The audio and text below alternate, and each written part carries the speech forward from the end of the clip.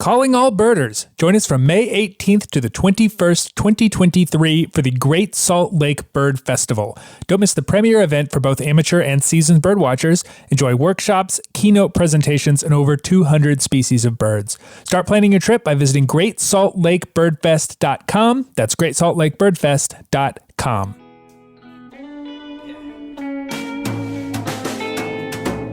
Hello and welcome to the American Birding Podcast from the American Birding Association. I'm Nate Swick. I heard a fascinating story the other day, which I will share with you here. Do you all remember the Western Marsh Harrier that was seen originally in Maine, then again in New Jersey? First record for the ABA area, first confirmed, I should say. Lots of great photos taken in Maine, especially of this bird. I always try to be aware of the fact that vagrancy for most individual birds is a one-way trip. It's not unheard of for individuals to return year after year, but for the most part, a vagrant bird, especially one that ends up on a different continent, doesn't ever make it back to its normal range again. And that's fine, of course, the excitement that these birds prompt, the experience of seeing them, the community that grows around them, the potential birders that they make. It's all part of the game and certainly a positive thing in the end. But rarely do birds meet an end as dramatic as that Western Marsh Harrier, as we learned this week. This story comes from a U.S. Department of Agriculture newsletter passed on from Colorado birder Andy Bankert. Thanks, Andy. On November of last year, a Boeing 737 on approach to Newark International Airport reported a bird strike 3,000 feet above the ground. After landing, a mechanic inspected the plane and found bird remains on the body, but no damage to the aircraft itself. The bird parts were then sent to the Smithsonian Feather Lab, which keeps a record of bird strike identifications, where they were determined to be, you probably guessed, a Western Marsh Harrier. No doubt the same Western Marsh Harrier from Maine and later New Jersey, which was seen last 6 days earlier at a wetlands about 20 miles from the Newark airport. A couple things. One, what are the odds? They have to be unbelievably low that this bird, of all possible birds, of all the Canada geese and gulls that can be found around airports, especially ones in the Northeast, would end up on the flight path of Newark Airport. And two, a harrier at 3,000 feet. That's got to be one of the more bizarre aspects of this entirely bizarre story. What a dramatic end to a particularly dramatic rarity. It's not quite Ross's goal taken by a bald eagle in front of watching birders in terms of dramatic rarity deaths, but it's certainly one for the books, no doubt. On the show this week, I'm thrilled to welcome the Dean of Seabirding, Peter Harrison, author of Seabirds, a new identification guide, one of the most impressive bird books published in the last few years, perhaps ever. He joins me to talk about all manner of seabird topics, the past, present, and future of pelagic and near pelagic birding. He is a delight. All that after this week's Rare Birds.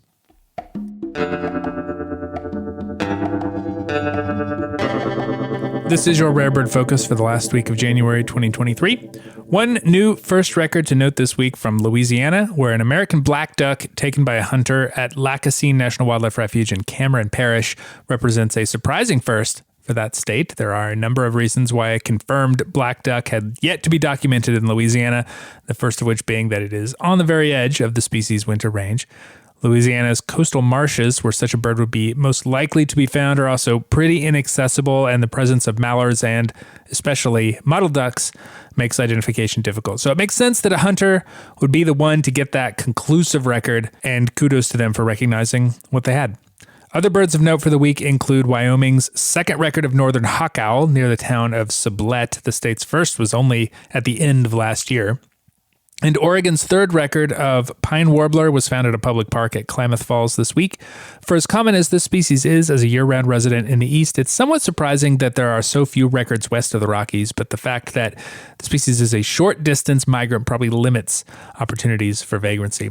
Those are the recent highlights, but for the full list, check out the ABA Rare Bird Alert on Fridays at aba.org/RBA. You can also follow along with all the rare bird news in our ABA Rare Bird Alert group on Facebook and an ABA community. When it was first released in 1983, Peter Harrison's Seabirds was immediately hailed as a classic of the birding literature, an accolade it is not relinquished in 40 years. And so it was with much excitement that Peter released the second edition of his book, And with all we've learned about seabirds in the intervening period, it is practically a new book. Peter Harrison is an artist, an author, a conservationist, an MBE, and still perhaps the authority on the birds of the world's largest biome. It is a great honor to have him here to talk about his book and about these incredible birds. Welcome, Peter. I am thrilled to talk with you today. Hi, Nate, and it's nice to be here. I haven't been in your neck of the woods for about 30 years, so I'm looking forward to coming over in October as well and giving that talk on the... Are you going out to the Gulf Stream in October? Yes. Yeah. Oh, that's very exciting. It's a great place to look at seabirds. I've spent many hours out there, and it was actually where I was introduced to tube noses and birds that we think of as kind of the classic seabirds. But I understand that your experience was quite different. How did you come to learn about seabirds, and what were your first experiences with them? Well, I would begin by saying that the sea has always been a huge part of my life. I grew up living on the edge of an ocean.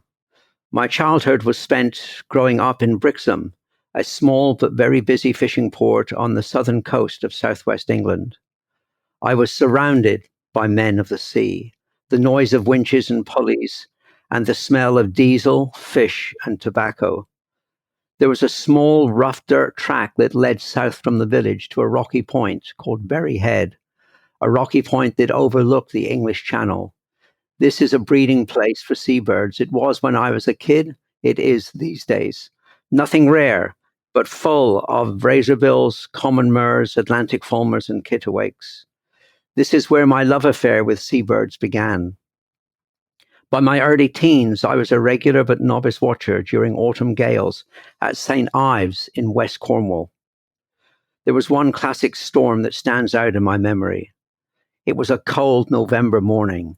The wind was howling and screaming all around us, and below our position over the headland, the Atlantic roared inwards, dashing itself against the Cornish cliffs. The bay was a maelstrom of foaming white caps and black watery hollows. And above the troughs, with contemptuous ease, rode the gannets, line after line, thousands upon thousands, retreating like troops from a Napoleonic war. It was an absolutely mesmerizing sight. There was hardly a minute that passed without the excited call of bonksy, petrel, skua, or even sabines. That changed my life. Ever since that storm, I have been an avid seabirder and have devoted my life to the study of these enigmatic and little-known birds, seabirds, birds that live where others can't, the open ocean. Do you still feel that sort of, impassioned love for these birds when you get to experience them even these days, many decades later? Like, do you still feel that when you look at them now? Absolutely, Nate. I am as excited now. In fact, I'm almost tearing up here. I'm as excited now when I look at seabirds and when I'm planning a trip. For instance, in just a couple of weeks, I will be going south to Antarctica, south to the Great White Continent, south to one of my favorite places on the globe. And I'm as excited now as I was 50 or 60 years ago making my first trip south to Antarctica. I'll share with you that I've been to Antarctica over 200 times, probably more than anybody else on Earth. And I'm already so excited. I haven't been down there for a year. I go every year, but I still go down there with the eyes of a child. Everything is still fresh. It's still new. It's still exciting. And I will be keen to see my first albatross as I stand on that ship and head out across the Drake Passage into the stormy Southern Ocean. It's always there. I've never, ever lost that feeling of wonderment, that feeling of being special, of being able to go where few others have been. And that is the world's oceans, to study these marvelous birds, some of which live as long as we do, some of which live to be able to fly many, many millions of miles. I'm not sure if your listeners are aware of this, but seabirds are the most itinerant life forms on the face of the planet. Mm-hmm. We talk of Arctic terns. They're not even in the real scope of amateurs, such things as albatrosses, birds that will spend something like over 500,000 miles or kilometers in their first year at sea. circumnavigating the Earth several times. So seabirds for me have always been so tremendously exciting. Even now, in my 76th year, I look at seabirds with the same awe, the same wonderment that I did as a 20-year-old visiting the Southern Ocean for the first time. Seabirds are just absolutely so interesting and so wonderful to look at. You say you've been to Antarctica 200 times. How did you learn about seabirds the first time that you traveled there? I imagine that it was quite difficult to learn about what you might see. That certainly the taxonomy is different. And how is it compared to how you learn about and how you prepare for such a trip now?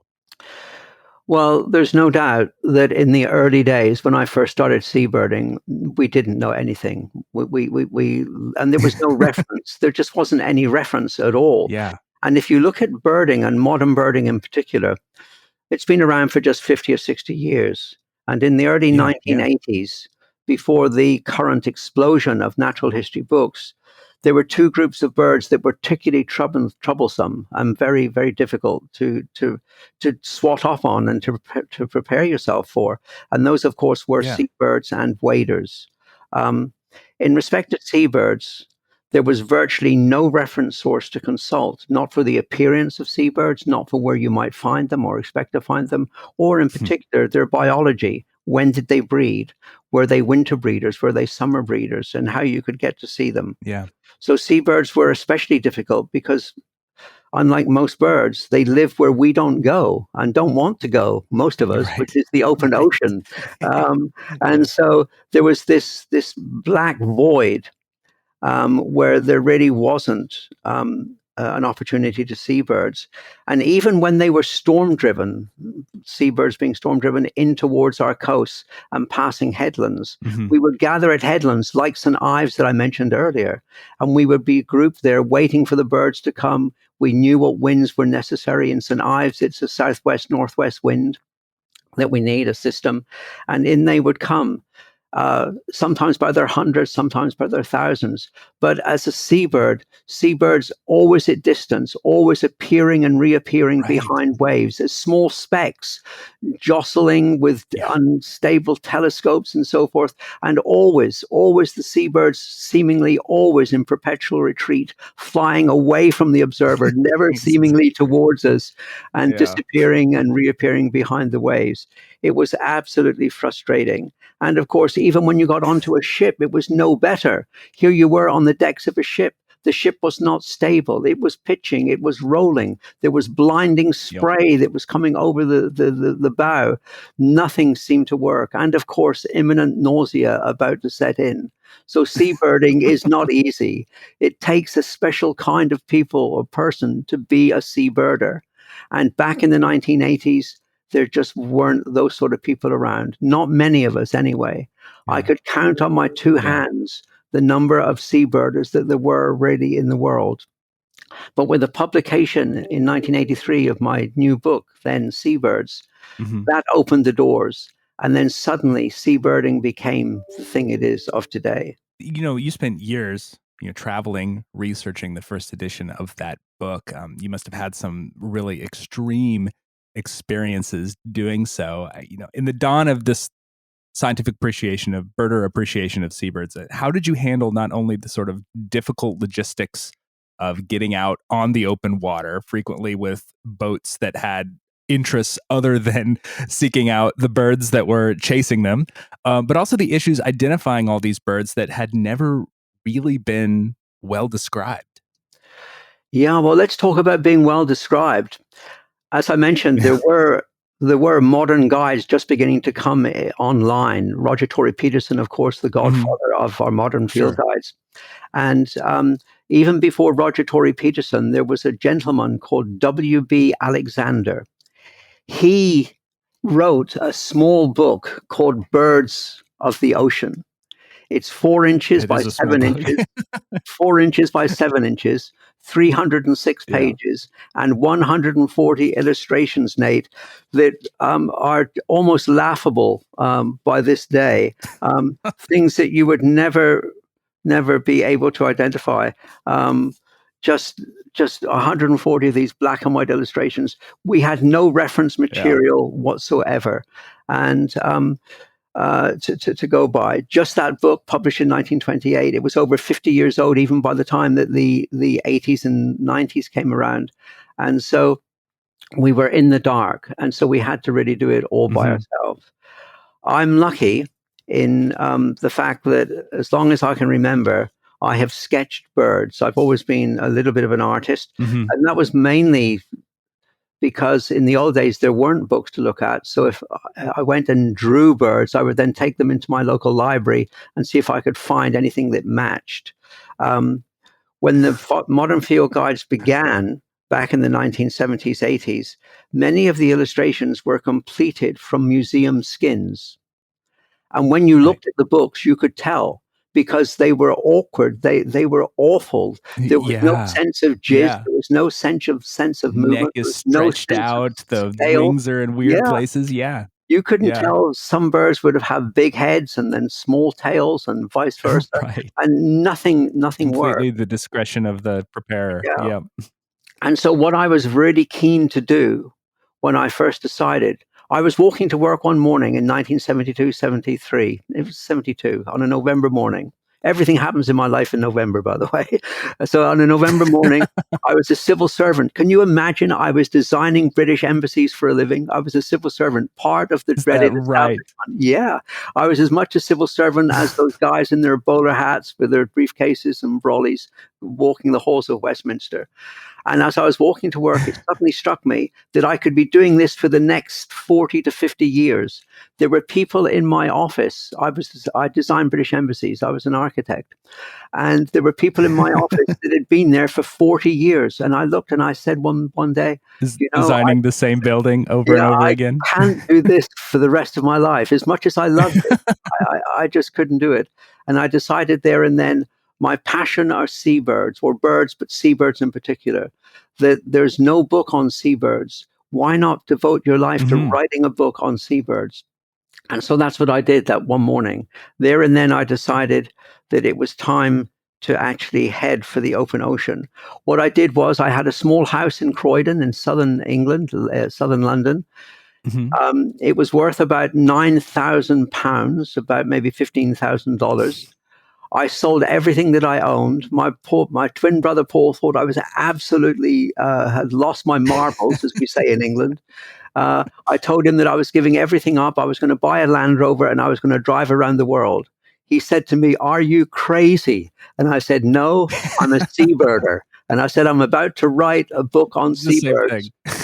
And he said to me, "Who do you think is ever going to read a book on seabirds?" And I said, "I don't know, but I'm going to try." And Nate, that was the start of me driving around the world. I drove around the world for 7 years, the best 7 years of my life. I visited all 7 continents, including the Antarctic, way back in the early 70s. And this was the beginning of me doing my research for seabirds. So there you have it. That's what started me, and I was absolutely determined that I wouldn't fall into the trap of just looking at museum skins. I did look at museum skins, but most of the sketches for my Seabirds first book in 1983 were all from field sketches, because even in those days, the camera had not actually elevated itself to the importance that it is today. I would rather have a camera than a pair of binoculars if I'm out at sea, because I can capture the image. More of that maybe later. Yeah.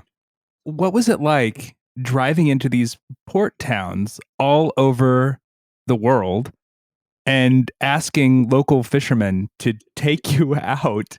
Like, what was their reaction to this sort of odd Englishman asking to just sit in on their boat and look at birds?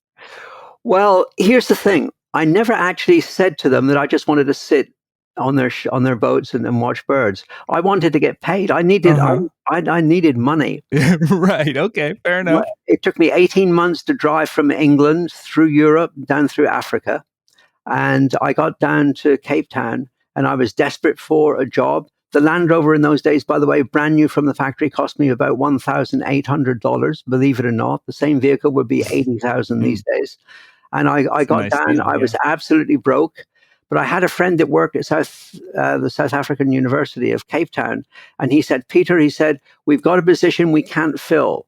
We need somebody to go out on trawlers off the west coast of South Africa and spend 1 month at a time, then have a week off, then go out for another month, 1 week at a time. And all we want you to do is to stand on the back of the ship and note seabird mortality on the net lines. And I said, and how much will I get Perfect. paid? And he said, $100 a month. And I said, $100 a month? I said, I've never been paid to watch birds before. And the guy turned around to me and said, well, now you have $25 a week.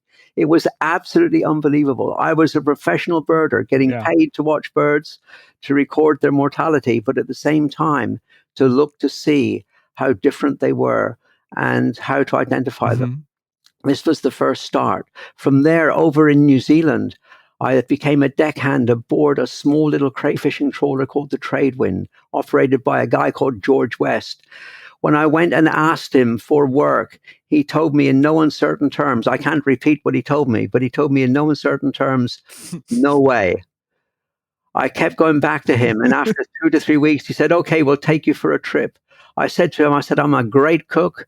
I'm used to boats. I can work on boats, etc." I had never ever worked really on a boat, but he took me on board, and on that very first trip, we caught more crayfish than he had in 3 seasons on a single trip.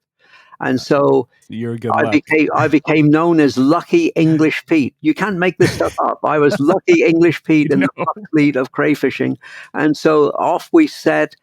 We had this wonderful voyage. He paid me 10 cents a pound for every crayfish we caught. There were some trips I earned $100. Other trips I would earn $1,000. It was really quite something. But always working Yeah. on the ships and gaining their respect.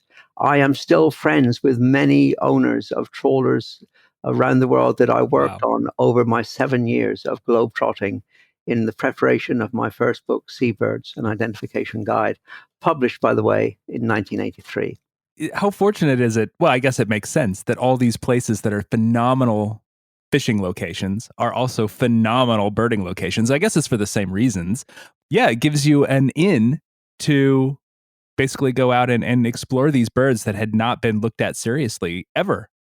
No, ever, and ever is quite right. I mean, um, take for instance, Nate. Take for instance a couple of birds that we would identify now in the blink of an eye. Wandering albatross from royal Mhm. albatross. When I got down to Cape Mhm. Town and I went out, I was recording what I thought were wandering albatrosses, but some people had said that they had seen birds. They had more experience than me. Some people had said that they'd seen birds that looked more like royal albatrosses. And I said, well, what does a royal albatross look like? And they said, well, you have to look at the eyelid. The eyelid is blue in wandering and purple in royal. And the royal Oh has a my black goodness. cutting edge along the bill. And I said, well, that's not workable at sea. There must be other ways. And they said, no. It took me 2 years. I was working off Cape Town. Every single albatross that I came across, I always sketched. So I ended up with a dossier of sketches. Hmm. I didn't understand what they meant. But when I then sailed from South Africa to Australia across the Indian Ocean, halfway across underneath Amsterdam Island, I came across my first royal albatross. I knew it was a royal. I had no idea why it was a royal, but it was not like the wandering Mhm. albatrosses I'd seen off Southern Africa. But I didn't know the identification procedure.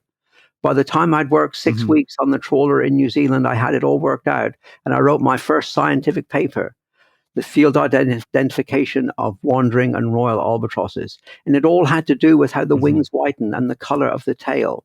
And there were 7 stages of plumage for a wandering, 4 or 5 for a royal. And those principles have now been applied to many of our seabird species. And it's just a question of sitting Mhm. down and going through meticulously, feather by feather, wing by wing, working out what makes one different from the other. And this, for me, is the fascinating thing about seabirding and albatrosses and seabirds in particular. It's the understanding of how birds acquire adult plumage. And with albatrosses, it Yeah. can be quite complicated. So that was the early Yeah. days of To say the birding least. in the Southern Ocean. this is a little bit of a tangent and something I want to get into later, but I'll go ahead and do it now. A lot of the birds that we think of as wandering albatross and royal albatross have now been sort of further split into populations, species based on where they breed. Did you notice those differences when you were traveling across the Southern Oceans? Did you sort of see those and say, well, this bird is slightly different than this one, but it's still in the wandering albatross group? Was that something that you were aware of? Yes, it was, Nate. I was very aware of it. People thought that I had lost my marbles, to quote my brother again, thought I'd lost my marbles, because if you look in the 1983 Seabirds and Identification Guide, I looked at the albatrosses in the Southern Ocean. In those days, there were 13 species of albatross. And I'd already decided that once I'd finished my Seabird guide, I would write my next book on albatrosses. And I already had the title. And the title was A Baker's Dozen. And a baker's dozen is 13. You might know that. And here I had this beautiful title, and I was going to devote it to the albatrosses of the world. My favorite birds, by the way. Albatrosses, I'm in love with albatrosses. And so here I was. There were 13 species of albatross. And then the French, goddamn them, they discovered what they thought was a new species of wandering albatross over on Amsterdam albatross, which they called Amsterdam albatross. So now I had 14 species of albatrosses. And so I didn't have my great title anymore. But as I looked, I agreed with the French. I looked and it made perfect sense. Here we had a bird that lived on a secluded island. It was its own isolated gene pool. It had its own plumage sequence. It had its own migration sequence. What makes a species a species? Everything I'm saying here suggests that we're really looking at a new species. And so it was with the other albatrosses. Take the shy group, the Diomedia cauda, now Thalassarti cauda, but that's another story. And so here we had the shy albatrosses. There were 4 subspecies. They looked different. They measured differently. Yeah. They bred on different islands. They'd never interbred. They had different migration. What makes a species?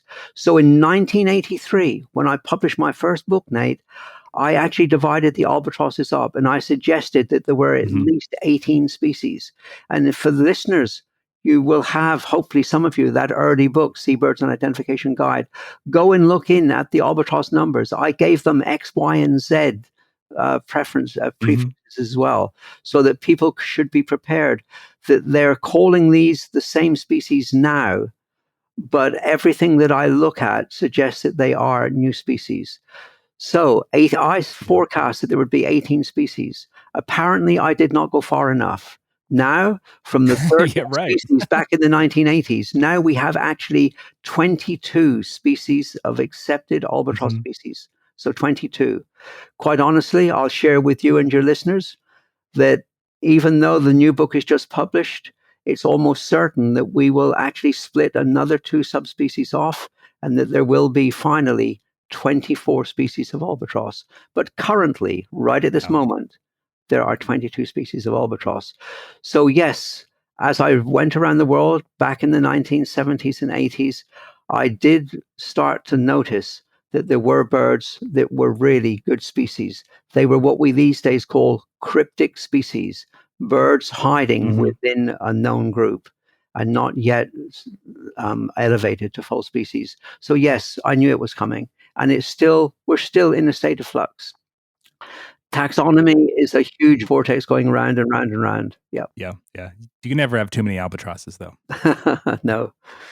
A lot of people think of seabirds as just tube noses and a few sort of ocean-going species like skuas, tropic birds, etc. But this book includes, and your original book did as well, what feels like every species of bird that even touches the sea at some point of its life.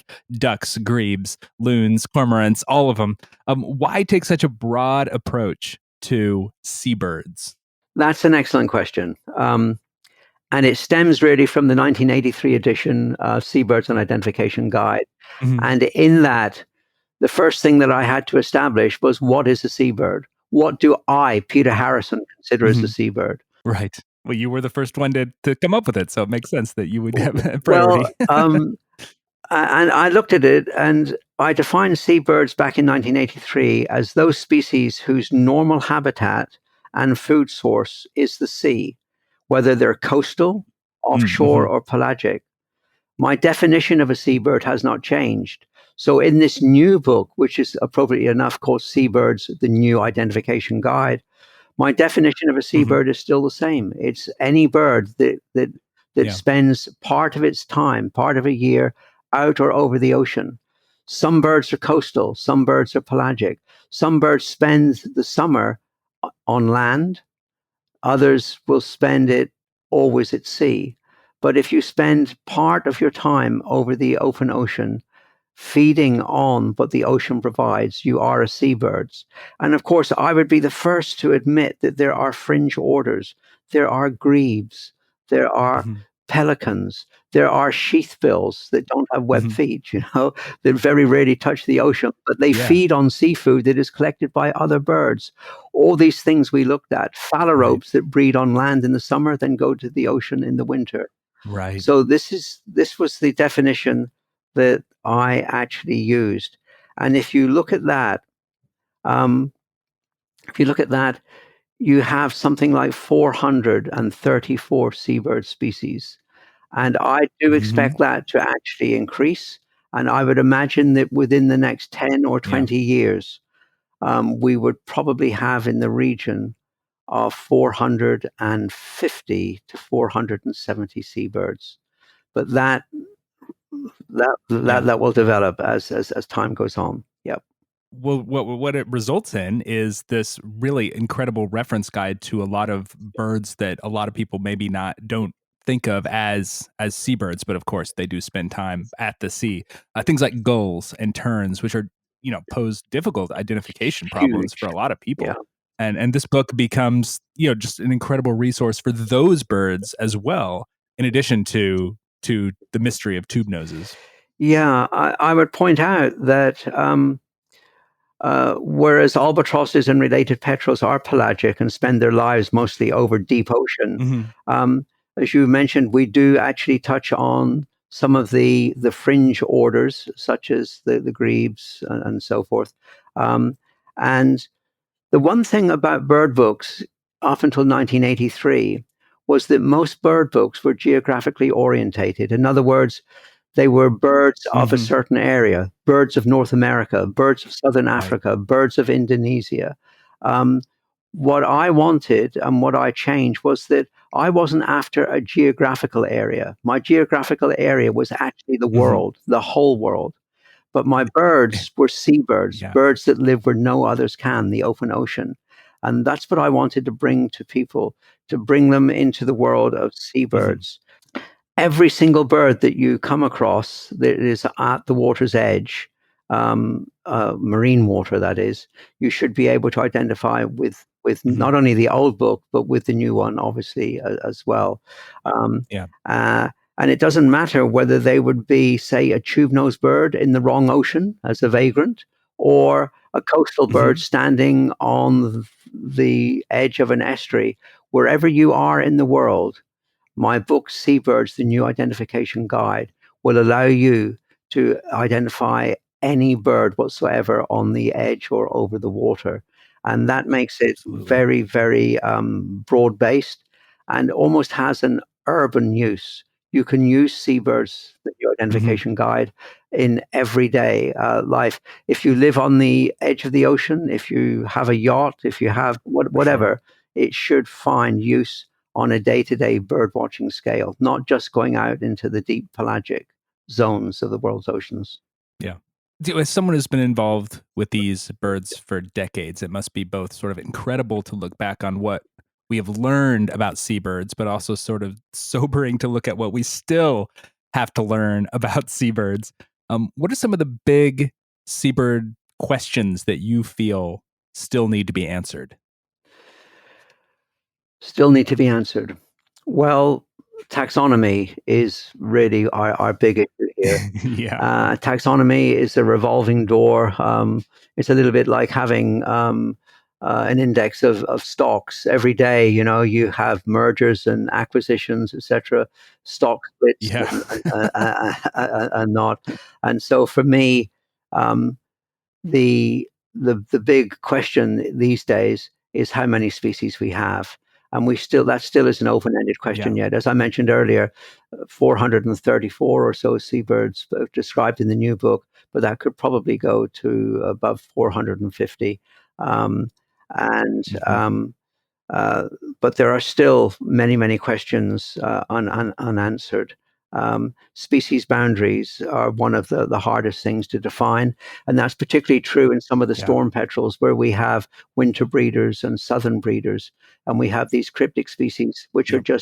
just waiting to be discovered. You talked about coming to North Carolina earlier. We're dealing with that too, with the The band Bandram rumped storm petrel storm complex. petrel Yeah, complex. yeah. It's a bit of a mind bender. Yes, it strikes fear into anyone, including myself. I mean, it is very, very hard, and It leaves us quivering. it's at that time where, you know, your knowledge of molt sequences and so forth. Birds Mhm. don't molt when they're breeding. The two are just too Right. expensive to do at the same time. So you Mhm. need your molt sequences to know whether you're looking at grants or whatever storm petrels out there off your part of the world, North Carolina. And North Carolina, that's a great, great coast to be a seabirder on. The potential for seabird vagrancy there It's is really fantastic. quite something. Yeah. As we have learned in the last few years. Yeah. Yeah. Yeah. You know, you look at some of these species that we think of as species in the storm petrel complex, and it's particularly band rumped and leeches. And you're looking at birds that not only breed on different island groups, but breed in different oceans. You know, it was only relatively recently that the Pacific leeches were considered different than some of the Atlantic leeches, and the same thing is happening with band rumps. It's you realize how the imagination needed to kind of get your head around seabird taxonomy is only now kind of reaching where we can understand it a little bit better to the extent that we even can.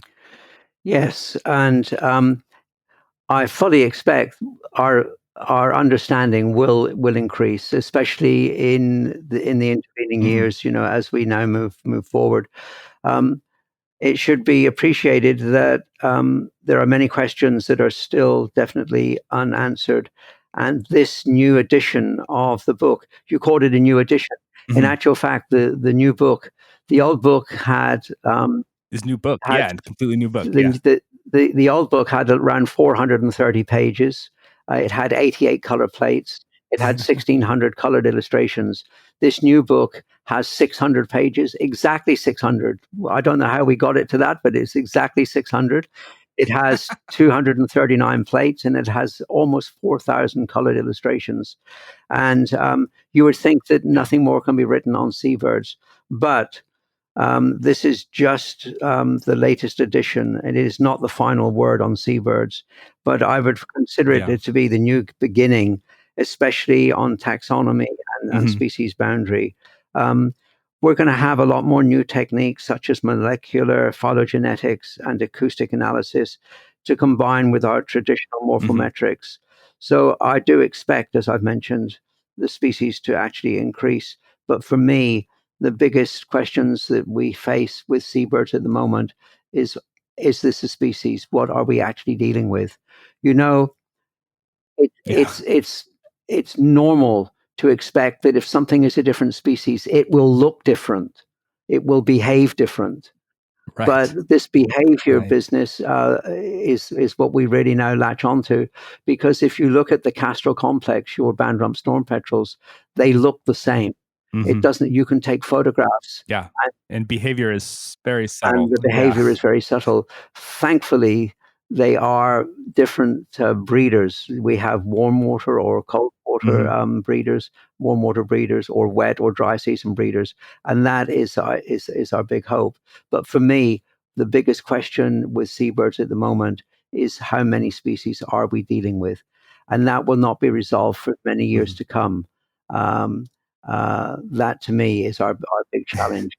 Good to What know. are we dealing with? Yeah. I fully expect the Yeah. band rump storm petrel complex to number at least a dozen species. Good Lord. Yes. Terrifying. I'm sorry, that's probably not what your listeners are hoping for. But and how do we tell them? I don't know, and I'm supposed to be an expert. You don't know. I do know. Right. Oh my Yeah. goodness. What are the biggest threats to seabirds, both sort of specifically with individual species, with rare individual species of seabirds, but also sort of more generally with regard to all the birds covered in your group in this book? I would mention, first of all, that it was Diaz et al. In 2019 that actually noted in a paper that seabirds, as a group, are the most threatened of all birds on the planet. And interestingly, just yesterday, landing on my desk for the first time was a paper on Mhm. penguins and the fact that any birds that dove, Mhm. if they were foot propelled or wing propelled, any birds that dove and would force themselves into such an evolutionary bottleneck were doomed to extinction. And so that all Mm. penguins are theoretically doomed to extinction because eventually their food prey will run out and they will have evolved to such a degree that there is no return and they are going down towards the abyss of Mm. extinction. And that was just on penguins. Um, Seabirds around the world, as I say, we've got 430. There's what, 10,500 thereabouts species of birds in the world. We've got about Mhm. 450 or so, maybe seabirds by the time we do all the testing. Um, and these birds um, live out on the open ocean. The first thing that I have to say is that a healthy ocean is absolutely paramount to the survival of seabirds. Um, there's increasing pollution everywhere you look. I can go to some of the most remote islands in the Mm. world, Ducie Island, one of the Pitcairn Island groups. I can go to Round Island in the Seychelles. Everywhere I go, there's pollution, there's trash on the beach, there's muck, there's signs of Mhm. humans, and particularly with plastic in gestation. Yeah. Many of your viewers will have no doubt seen specials on PBS television of corpses of albatrosses filled with plastic pieces in the rib cages and so on. They've died of Mhm. plastic poisoning. So, so certainly plastics in the ocean are very, very lethal. We've got the acidification of the planet's oceans as well to contend with, and also the rising sea temperatures. So healthy oceans are really very, very important for our seabirds. And of course, thousands and thousands of seabirds are still being killed on long lining off fishing operations in floating nets, gill nets, etc., spanning across the surface of the sea. So these are very, very big obstacles for seabirds. Um, and then, of course, a pet subject of mine, no pun intended, is the introduction of rodents and other mammals onto these bird islands. Mm. Many of our seabirds, particularly the more pelagic ones, Nate, they they they expand out over the oceans during non-breeding seasons, sometimes circumnavigating the globe 2 or 3 times, like albatrosses in a single off-season. Mhm. And then they come back home. They come back home to an island where their forebearers have been breeding for thousands and thousands and thousands of years. There were no mammals out there. They were completely free of any mammal problems whatsoever. There was no carnage. These days, that's not Mhm. the case. We have introduced pigs, we have introduced cats, we have introduced rats, we have introduced mice, goats. It goes on and on and on. Most Mm. dangerous are the rodents. And right now, around the world, there are several islands, places like Henderson in the Pacific, Gough in the in the Yeah. South Atlantic, and South Georgia, also in the South Atlantic, that have been or were overrun with rodents. Can you imagine that Gough Island has many, many millions of seabirds on it, and 80 to 90% of every seabird egg that is laid will be taken one way or another, either as an egg or a chick during the course of the breeding season. So we have less than 5 or Mm. 10% recruitment. This has to stop. Right Yeah. now, we have three big battlefields. We have Marion Island in the Indian Ocean, we have Gough in the South Atlantic, and we have Henderson in the South Pacific. These islands are home to millions of seabirds. They are globally important nesting places for the seabirds. And unless they are cleared from rodents, particularly mice and rats, then I'm afraid that seabirds are facing a very, very bleak future. So I am incredibly concerned about the existence of safe breeding areas for our seabirds. When they come home to nest, it should be on rodent-free islands. And I would urge any listeners to take any action they can to help with the preservation of seabirds and their breeding sites. This is really very, very important. One of the great joys is that in recent years, about 5 or 6 years ago, we successfully, finally, after many years of trying and working in sections, we took on South Georgia and the rats of South Georgia, and we cleared South Georgia of rats. South Georgia had been overrun with rats ever since Captain Cook stood on it back on the 17th of January, 1775, and proclaimed the island for King George, his king of the day. It was at that point that whalers and sealers came down, rats and mice were introduced, and then the island became overrun. Now, after many, many years of attempts, we successfully cleared South Georgia of rats, the largest eradication program in the world. Now we are beginning to then... Huge accomplishment. Now we're looking to clear Marion Island, Gough, and Henderson. It's globally important. And what it does, it shows us what we can do. We have the means. All we now need is the will. Seabirds need our help. As I began this little chapter, it was Diaz who reminded us that seabirds are the most threatened of all bird groups in the world today. They need our help, quite honestly. Are you heartened at all by the fact that some of these efforts have been there are some famous efforts, successful efforts to, South Georgia being one. I'm thinking of the Cahao and Bermuda as well. Given the opportunity, some of these birds have shown incredible resilience, which is not something you would expect for birds that live on the razor's edge so much of their life. Are you heartened at all by these efforts? Yes, I am, mate. I am greatly heartened. And I'm greatly heartened also by the response of people and organizations.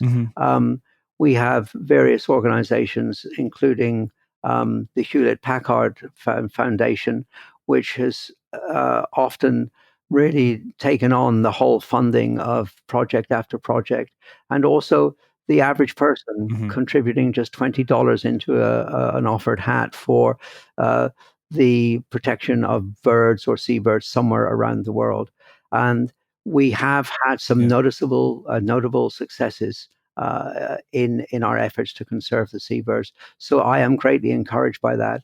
The one thing we have on our side is that unlike land birds that only live 3, 4, or 5 years, even small seabirds like storm petrels live 20 to 30 years. So although they might have gone through bad times, if we can get to a point where we can rid the islands of these invasive predators, the seabirds will make a stunning comeback, as we see at South Georgia. That's good to hear. What is your favorite place to enjoy seabirds? Not only historically, like a place that you've been that still lives in your heart as an amazing seabird place, but also now these days you live in Washington and Port Townsend, which is one of the better known pelagic departure ports of the Pacific Ocean. Where do you enjoy watching seabirds then and now? I'm an avid fisherman. And I once walked into a fishing shop here in Port Townsend in Northwest Pacific area. And I walked into my local fishing shop, and I was a bit of a novice in those days. And I wasn't quite sure of when I was allowed to fish. And I walked in, and there was a young man. He could have only been 16 or 17 years of age. And I looked at him and I said, "When is the best time to fish in the area?" And he looked at me as though I was a Martian. And he said, "Sir," he said, "there's not a bad time to fish." And that's a little bit like seabirding. There is not a bad place to go seabirding. I'm sitting here now, looking out the window. I'm looking out onto the sea. Right in front of me at this moment, I've got a collection of sea ducks, at least 6 or 7 species, everything from buffalo heads to golden eye to harlequin ducks. I've got some loons out there. I see that I've got various species of gulls. And so the nice thing with seabirding is you can do it almost anywhere, as long as you're standing, of course, on the edge of an ocean. And so seabirding can be done anywhere. And there's nowhere that I would say is bad for seabirding. Sometimes even the worst looking places like rubbish dumps are absolutely fantastic if you're into gulls, you see. Predators So, love so landfills. yeah, they love landfills. And so nowhere is bad for seabirding. But you asked me my favorite place. Well, my favorite place in the whole world, not just for seabirding, but to visit, is South Georgia. Nate, if I had but 7 days to live, 4 of my days would be spent on South Georgia. And you might say, as others will, when I quote that fact to them, they'll turn around to me and say, what about the other 4 days? And I look at them blankly and I say, just getting there. That's right. And they burst out laughing. Right, And exactly. I would say to anyone that's listening, put on your bucket list to visit South Georgia. And when you do go down to visit South Georgia, be sure to add on a little side extension to the Antarctic Peninsula. And the trip, which is affectionately known in the tourist trade as AFSG, Antarctica, Falklands, and South Georgia, you will have the very, very best trip of your life. And you will visit an area that is so much unlike anywhere else in the world. It's like visiting another planet. Yeah. Nate, I want you to imagine an island just 90 miles long. It has a spine, snow-capped, with mountains rising to 9,500 feet. It has 100 glaciers in its 100 miles of length. It has over 65 million pairs of seabirds nesting on the island. The beaches are crammed with penguins, hundreds and hundreds of thousands. There are king penguins, there are gentoo penguins, there are macaroni penguins, there are chinstrap penguins, and there are no less than 4 species of breeding albatross. If I had 1 day left in my life to be able to sit on a cliff next to a pair of sooty albatrosses, light-mantled sooty, I should say, would be my choice, my favorite place on earth. To watch their displays with their wonderful shouting calls, their wings out, and the wild cry of a light-mantled sooty albatross. South Georgia is quite simply like no other place, and we can make many islands like South Georgia once we rid them of rats and mice. And for me, South Georgia is my spiritual home. I'm lucky. I've been able to visit South Georgia more times than probably anybody else on the planet. And I never take it for granted. South Georgia is probably the place where God even takes a holiday. It is without equal in the natural world. It's fantastic. Peter Harrison is the author of Seabirds, the New Identification Guide. It is a sequel of sorts to his pioneering book. It is published by Lynx and is available most everywhere you can find books. But ABA members get a discount when they order from our partners, Beautyo Books. Thank you so much for your time.